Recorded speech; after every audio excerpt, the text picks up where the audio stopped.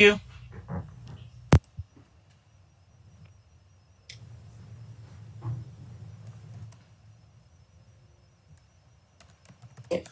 So I think that thank you everyone for sharing their thoughts and your passion about libraries and keeping people safe and providing service and understanding is an incredibly delicate balance and incredibly difficult for the staff to make everybody happy. So thank you for all the work that you've been doing to get us where we are. I think I would appreciate regular updates. So I think Sarah suggested that earlier, maybe Monday, just saying, hey, we're in, right? And just, so if things are moving forward between meetings, it's helpful for us to know that kind of thing. Definitely can do that. I can do a weekly update to the board. Thank you. All right. May I butt in for just a second? It appears that we did lose the stream for some reason. I had to reset it, so hopefully it should be restarting right now, but it got hung up for a little bit of the conversation there for about the last 2 minutes.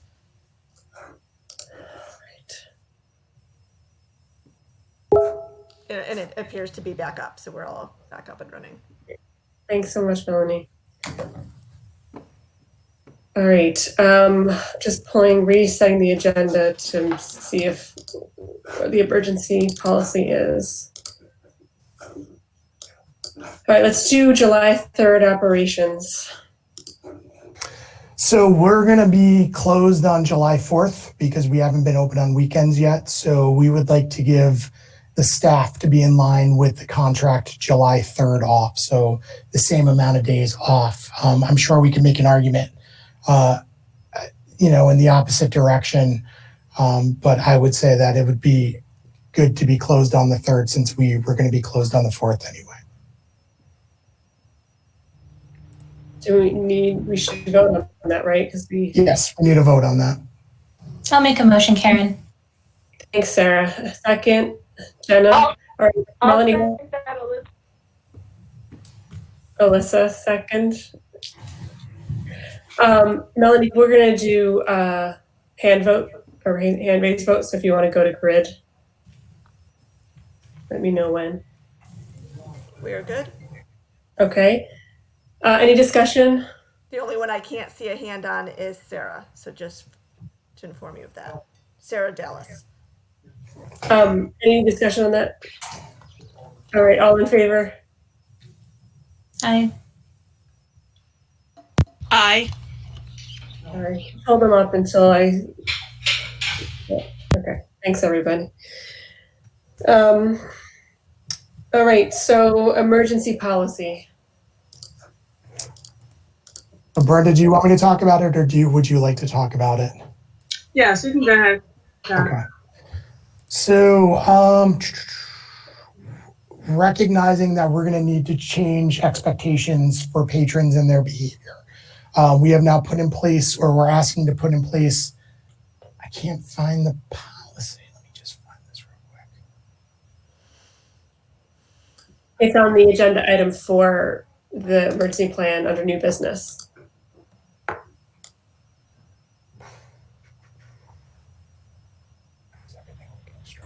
Scott, refresh your board docs. I did, and it's now giving me a very truncated agenda. All right, I'm having board doc issues, so let me just find the memo real quick. There is a memo with it. Let me see if I can find it. I just sent a link.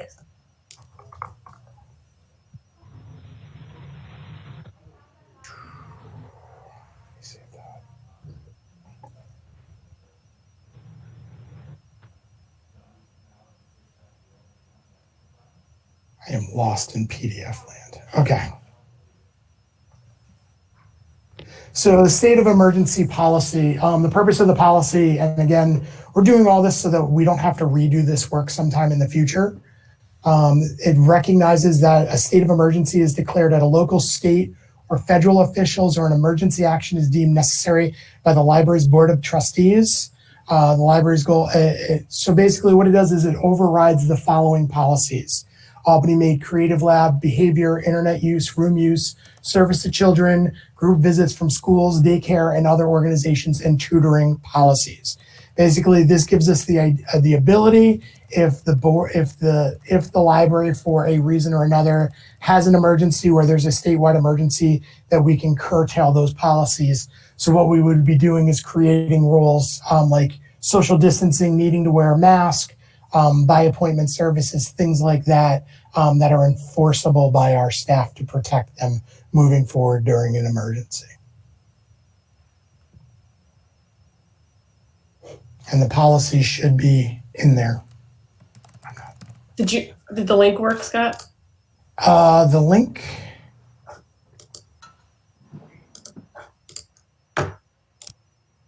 Okay, I just refreshed it and there we go. So the state of emergency policy is there. It's pretty much what I've read.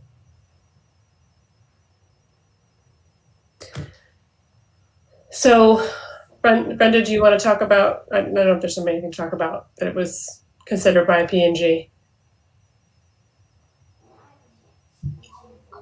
Well, yes, we had a great discussion about it. I felt one of the biggest things I think was a good point, like I mentioned earlier, for this policy to be utilized for any emergency and not just for COVID-19. I think it was well written. Any questions from other trustees about the policy before I take a motion? Yes. At the beginning of COVID-19, at our meeting at Howe, we transferred some of our authority, I think, to open and close branches to the executive director. I don't remember exactly how that was worded, but how does that relate to this policy?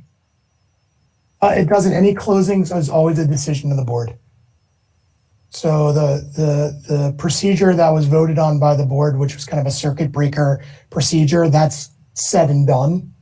I would never suggest ever giving me the ability to make the decision to close or open. That was just preemptive, put in place due to the situation.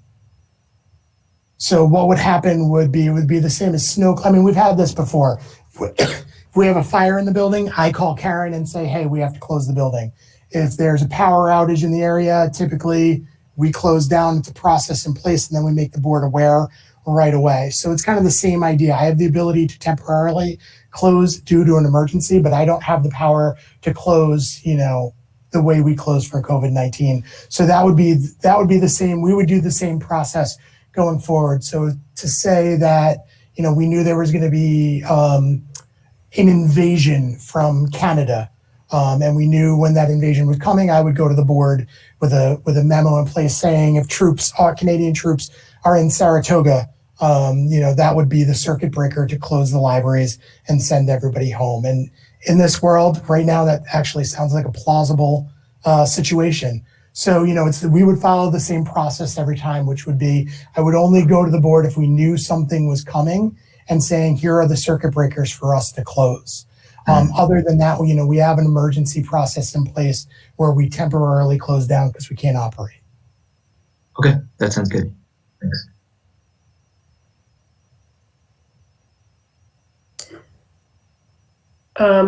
The other change we made was that we, in addition to tying it to a local, state, or federal state of emergency, that the trustees can determine whether it's an emergency action is needed, and that the board of trustees has a role in approving the cost and the plans and all that stuff. So that it's a partnership as usual.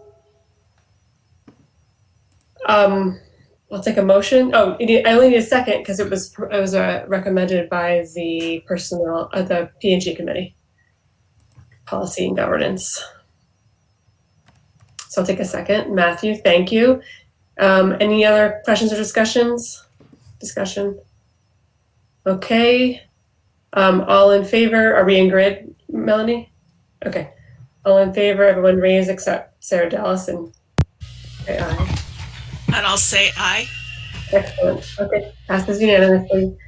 Thanks everybody, and thanks Scott for working so hard on this and making it feasible. And so trying to change all these policies, making it easier on you and us. All right. Is there any public comment that has come in during the course of the meeting? No, okay. In that case, we need to go into executive session. There's nothing else that Scott, Melanie, is there anything else we need to, are we good? Yes, yeah, okay. Thanks. We need to go into executive session to regarding matters related to the annual performance evaluation of the executive director. Can I get a motion to go into executive session?